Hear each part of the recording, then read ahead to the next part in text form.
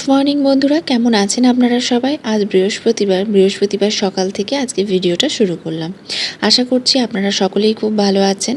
এখন ঘড়িতে বাজে সকাল 7টা আর আমি আজ সকাল উঠে গেছি, ফুল তুলতে এসেছি। কারণ আজকে যেহেতু বৃহস্পতিবার আমি অন্যান্য দিন পুরো বারান্দা মানে পুরো যে আমাদের উঠোন টুঠোনগুলো আছে সেগুলো ধুই না ধুই, বৃহস্পতিবার দিনটা কিন্তু আমি পুরো বাইরে ধুই। চরণ কাকু এলে চরণ কাকু ধুয়ে দেয়, কিন্তু যেই দিন চরণ কাকু আসে না সেদিন কিন্তু পুরোটা আমি ধুই। তো সোফার কাভারটা একটু ঠিক করে দিলাম। আর এখন দেখো আজকে না ওয়েদারটা খুব মেঘলা, হয়তো বা বিকেলে বৃষ্টি হতে পারে। গতকাল যেহেতু একটু ঝড় বৃষ্টি হয়েছিল সেই জন্য দেখছি মানে খুব একটা রোদ বেরোয়নি, ওয়েদারটা দেখলাম মেঘলা। আর গাছগুলো তোমরা দেখতে পাচ্ছ, গাছে কত ফুল ফুটেছে, মানে এত ফুল ফুটেছে যেন গাছগুলো মনে হচ্ছে ঝুলে গেছে ফুলের ভারে। মানে সকাল এই ফুলগুলো দেখে নিজেকে আর আমি রেজিস্ট করতে পারি না। তো প্রথমেই আজকে ফুল তুলে নেব। আজ যেহেতু চৈত্র মাসের তৃতীয় বৃহস্পতিবার আর আজকে লক্ষ্মী পুজো, পরপর দুটো দিন লক্ষ্মী পুজো, আজকে লক্ষ্মী পুজো, তারপর আজকে হচ্ছে ষষ্ঠী, অশোক ষষ্ঠী। তো সেই জন্য আজকে বৃহস্পতিবার, লক্ষ্মী পুজো, অশোক ষষ্ঠী দিনটা খুব ভালো। তো এই জন্য সকাল উঠে আগে ফুলটা তুলে নেব, কারণ তারপরে জল দিয়ে ধুয়ে আমি ঠাকুর ঘরে যাব। ওয়েদারটা তোমরা দেখতেই পাচ্ছ। আর ফুল দেখেছো কত রকমের লাল জবা ফুটেছে, বড় লাল জবাগুলোও ফুটেছে, আর গোলাপি জবা তো রোজ দিনই একদম ঝুলে পড়ছে। তো আমার মোটামুটি পুরো দেখতেই পাচ্ছ ফুল তোলা হয়ে গেছে, সমস্ত কিছু আমি পরিষ্কার করে ধুয়ে নিয়েছি, গোটা বাইর উঠোন। আর এক ঝুড়ি পুরো ফুল ভর্তি, ফুল তুলসী পাতা সমস্ত কিছু তুলে নিয়েছি। তো ঘরের ফুল তোলা হয়েছে ঠিকই, কিন্তু আজকে বাজার থেকে ঠাকুরের জন্য মালা আনা হবে, মালা, ফুল, বেলপাতা, আমশাক সব কিছুই আনা হবে, দূর্বা। তো চলে এসেছি এখন রান্নাঘরে। তোমাদেরকে গত ভিডিওতেই বলেছিলাম যে মামামের জন্য মুসলি এনেছে ওর বাবা, তো মুসলিটাই আমি এখন গুঁড়িয়ে নেব। ওকে যেহেতু গুঁড়ো করে দিই, কারণ পেস্ট মানে গুঁড়ো করে দিলে ওর খেতে সুবিধে হয়। আর এমনিতে না ও খেতে চায় না, যেহেতু ছোটো থেকেই মুসলিটা আমি ওকে গুঁড়ো করে খাওয়াই, তো দুধ দিয়ে গুলে দিলে পেস্টের মতন হয়ে যায়, তো ও সেটা খেয়ে নেয়। তো সেই জন্য এখন আর আমি আজকে এই মাম্মামের জন্য হচ্ছে মুসলিটা গুঁড়ো করে মাম্মামের খাবারটা রেডি করে নেব। আজকে একটু তাড়াহুড়োর মধ্যেই আছি। আর আজকে কিন্তু আমার এখন ঠাকুরঘর হয়ে গেছে। আমি ফুল তুলে এসে একদম ঠাকুর ঘরে গিয়ে ঠাকুরঘর পরিষ্কার করে মুছে টুছে ঠাকুরের সব বাসন বের করেছি, ফল মিষ্টি টিষ্টি কাটার সব, মানে মিষ্টি দেওয়ার, ফল কাটার সব যা বাসন লাগে, আরতির জিনিসপত্র, কারণ আজকে আমাদের বাড়িতে হবে লক্ষ্মী পুজো। তো এমনিতে মাসকাবাড়ি যে লক্ষ্মীগুলো হয়, সে লক্ষ্মী পুজোগুলো হয় সেগুলো আমাদের বাড়িতে মানে ভাদ্র মাস, পৌষ মাস, তারপরে অগ্রহায়ণ মাস, কোজাগরী, চৈত্র মাস, তো এই 4-5টা মাসে লক্ষ্মী পুজো আমাদের বাড়িতে হয়। তাছাড়াও বৃহস্পতিবার নর্মাল পুরোহিত মশাই যেরকম পুজো করে, নিত্য পুজো সেরকম তো হয়, তার সঙ্গে লক্ষ্মী পুজো করে দেয়। আমাদের রোজ দিন যেহেতু পুরোহিত মশাই পুজো করেন, তাই বৃহস্পতিবারের পুজোটাও উনি করে দেন। তো এখানে এখন মুসলি আমার পেস্ট করা মোটামুটি কমপ্লিট হয়ে গেছে। আর মাম্মামকে আমি এখন উঠিয়ে নেব। মাম্মাম এখনও ঘুমোচ্ছে, ওঠেনি।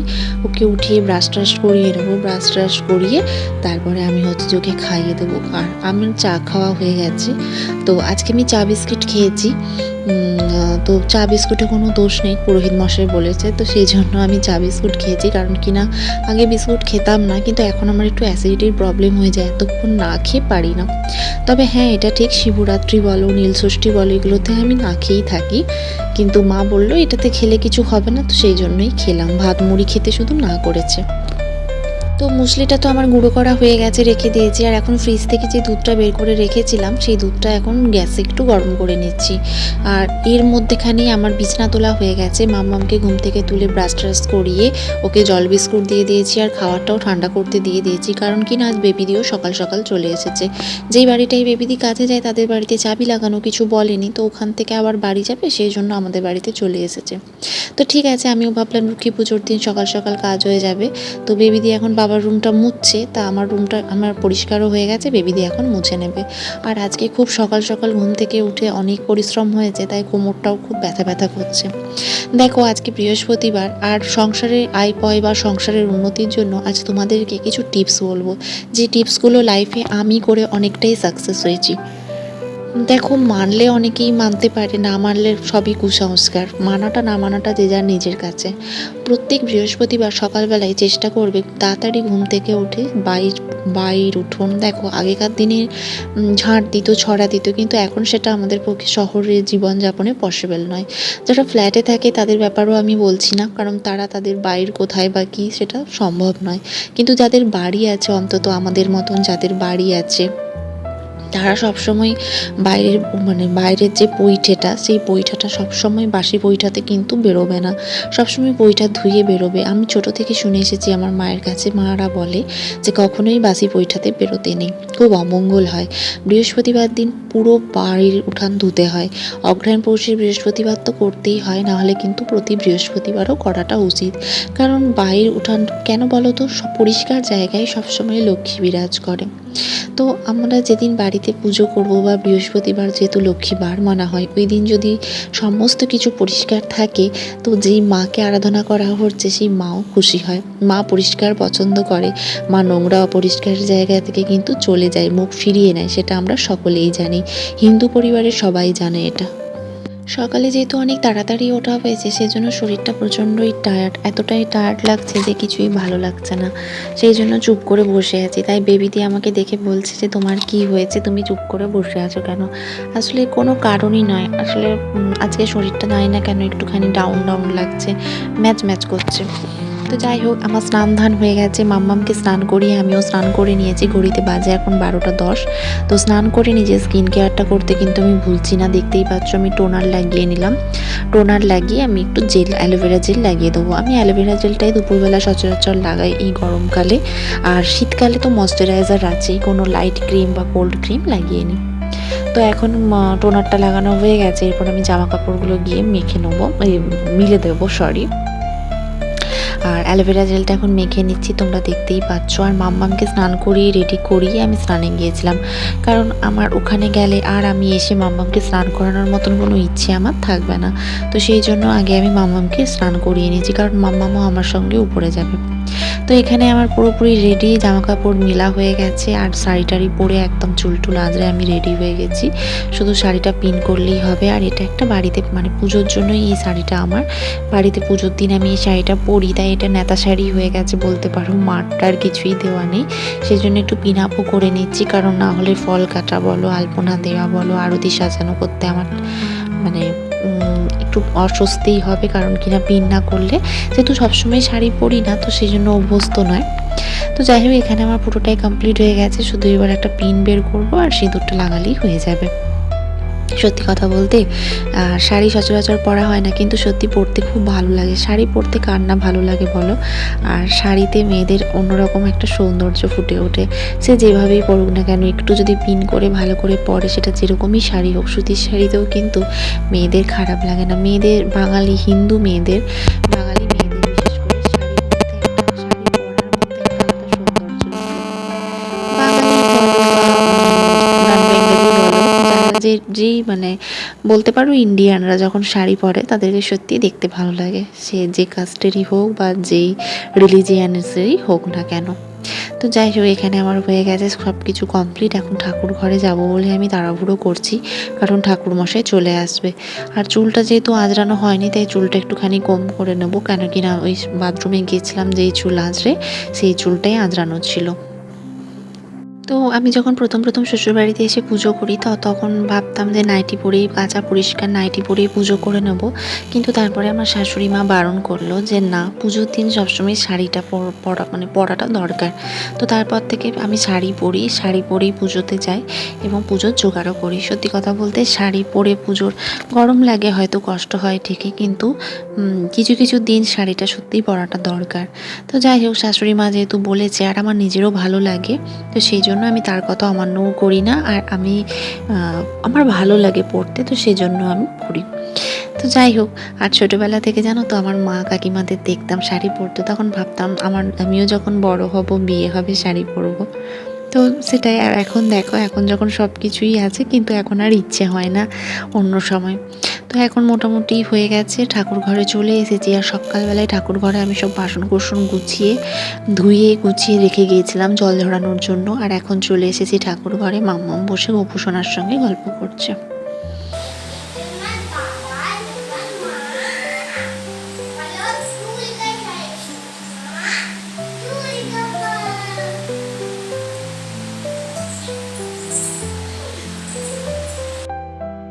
তো মামামের গোপুসোনার সাথে বকবক শেষ হয়ে গেছে, আর এখন আমি চলে এসেছি ঠাকুর ঘরে ফল কাটার জন্য। তো এখন ফলটা কেটে নেব, ফল টলগুলো কাটা হয়ে গেলে তারপরে আমি আরতির জিনিসগুলো গুছিয়ে নেব। তো ফল কাটার যে বটিটা, সেই বটিটা এখন বের করে নিলাম। তো বটিটা আমার ধোয়াই থাকে, আর তার সঙ্গে আরতির যে ঝাড়নিটা থাকে, সেই ঝাড়নিটা যেটা দিয়ে আরতি করা হয় সেটাও বের করে নিলাম। তো এখানে প্রত্যেকটা জিনিস আমি সুন্দর করে গুছিয়ে নিয়েছি। তো এখন যে থালাগুলো ফল কাটার, সেই থালাটা নিয়ে নিচ্ছি। সত্যি কথা বলতে কি, আমার ঠাকুর ঘরে সমস্ত কিছু আমি নিট অ্যান্ড ক্লিন এবং অর্গানাইজ করে রাখার চেষ্টা করি। আমার মনে হয় রান্নাঘরের মতন ঠাকুর ঘরেও সমস্ত কিছু অর্গানাইজ করে রাখা উচিত, এবং আমি চেষ্টা করি। এবং তোমাদেরকে আজকে আমি সেই ভিডিওটা দেখাবো, আমি কিভাবে ঠাকুর ঘর রাখি, গুছিয়ে রাখি, সেই কিছু টিপস তোমাদের সঙ্গে শেয়ার করব। তো বন্ধুরা, ভিডিওটা পুরোটা কিন্তু দেখো, স্কিপ না করে। আর এতদূর পর্যন্ত যারা আমার ভিডিওটা দেখেছো, তাদের যদি একটু কিছু ভালো লেগে থাকে তো অবশ্যই একটা লাইক করো, শেয়ার এবং সাবস্ক্রাইব করতে কিন্তু ভুলো না। তো এই ছোট বালতিটা আমার ভীষণ উপকারী। এটা ঠাকুরেরই বালতি। তো এই বালতিটাতে ঠাকুরের ফুল, বেলপাতা, ঠাকুরের জল ঠাকুরমশাই আনে, এবং ফুল বেলপাতা যেগুলো এক্সেসিভ হয়, যেগুলো ফেলার, সেগুলো এই বালতিতেই ফেলে দেয়। পরের দিন এই বালতির ফুল বেলপাতাগুলো আমি পাশের পুকুরে ফেলে আর বালতিটা পরিষ্কার করে ধুয়ে নিই। তো আজ বালতিটা ভালো করে সাবান দিয়ে আমি মেজে নিয়েছি, আর ফলগুলো, ঠাকুরের ফলগুলো এই বালতির জলেই পরিষ্কার করে ধুয়ে নেব।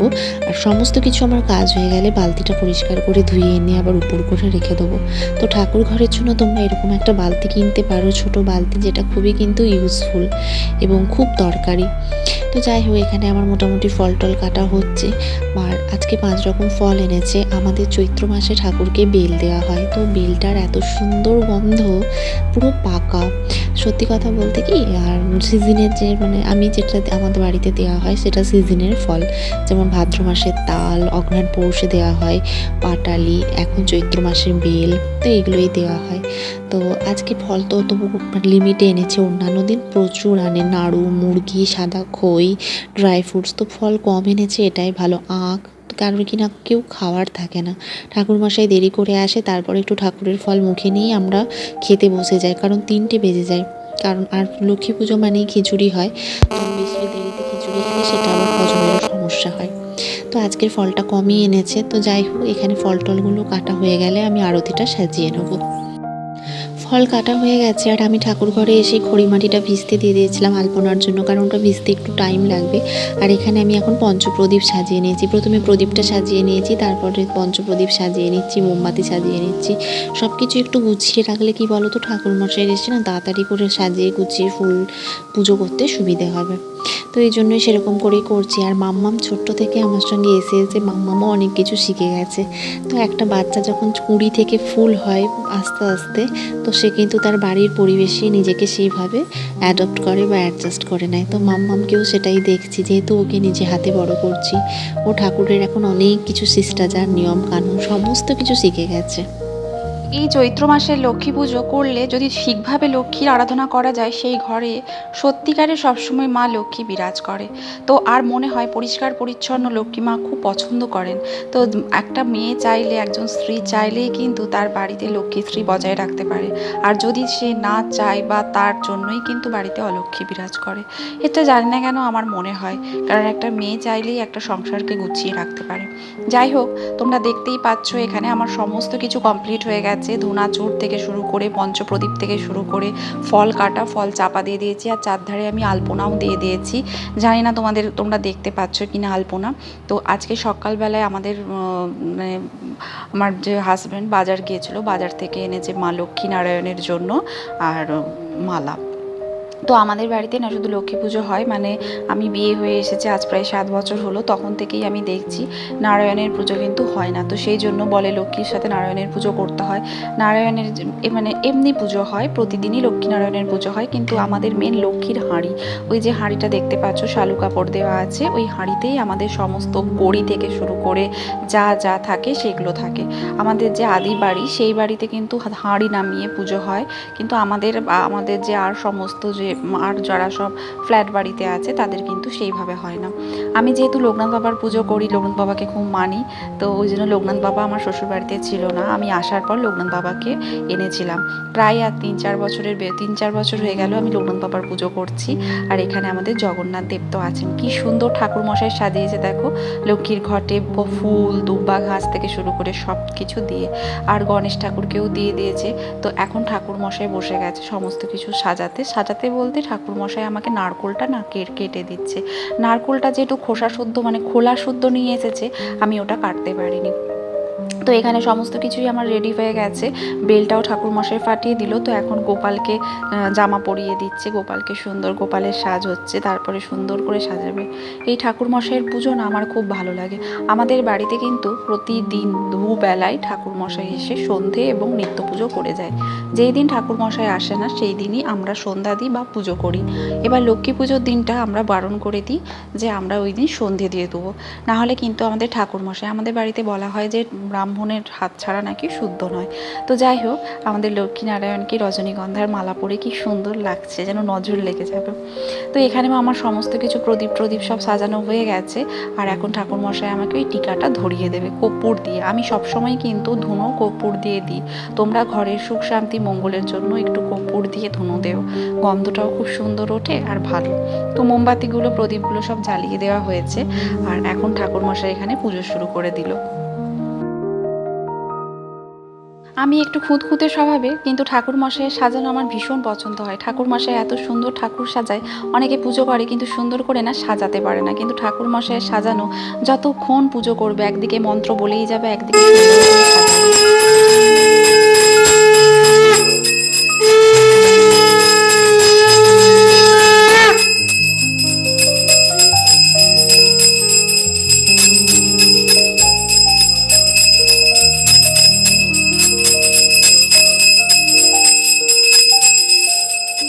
পুজো হয়ে গেছে আর দেখো গোটা ঘর ধুনোতে কি সুন্দর গন্ধ লাগছে। সমস্ত কিছু পুজো ঠাকুরমশাই গুছিয়ে দিয়েছে। এখানে ফল প্রসাদ ঠাকুরমশাইকে আমি একটা প্যাকেটে দিয়ে দিয়েছি।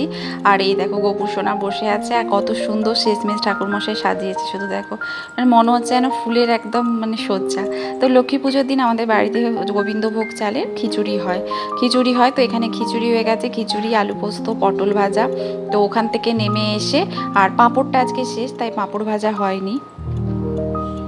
তো ঠাকুরঘর থেকে নেমে এসে সমস্ত কিছু প্রসাদ সকলের জন্য একটু একটু করে রেখে আমরা প্রসাদ খেলাম, জল খেলাম, দিয়ে ফ্রেশ হলাম, দেন এখন খেতে বসবো। তো সমস্ত কিছু হয়ে গেছে, এখন ঘড়িতে বাজে পুরো 4টে। আর এখন ঘুমোবো, এসি চালিয়েছি, এসি চালিয়ে একটু বসেছি। একটা না মানে আজকে সকাল থেকে সেরকম রোদের তাপ নেই, কিন্তু একটা গুমোট গরম। আর এই যে মাম্মাম, ও এখনও ঘুমোয়নি আমার সাথে। তো আমি একটু ভিডিও এডিটিংয়েরই কাজ করছিলাম, মানে এডিটিং কাজ করছিলাম বলতে দেখছিলাম যে ভিডিওটা এডিট করতে হবে। তো আজকের ভিডিওটা চলো দিয়ে দিচ্ছি। আর আজকের ভিডিওটা আমি এখানেই শেষ করলাম। জানি না আমি কি বলছি, আমাকে এত টায়ার্ড লাগছে, এখন একটু ঘুমোতে হবে। আর ভিডিওটা ভালো লাগলে ছেড়ে যাওয়ার আগে অবশ্যই একটা লাইক, শেয়ার এবং সাবস্ক্রাইব করতে কিন্তু ভুলবে না। আর এইভাবেই কিন্তু আমার চ্যানেলের এবং আমার পাশে থেকে টাটা, দেখা হচ্ছে পরবর্তী ভিডিওতে।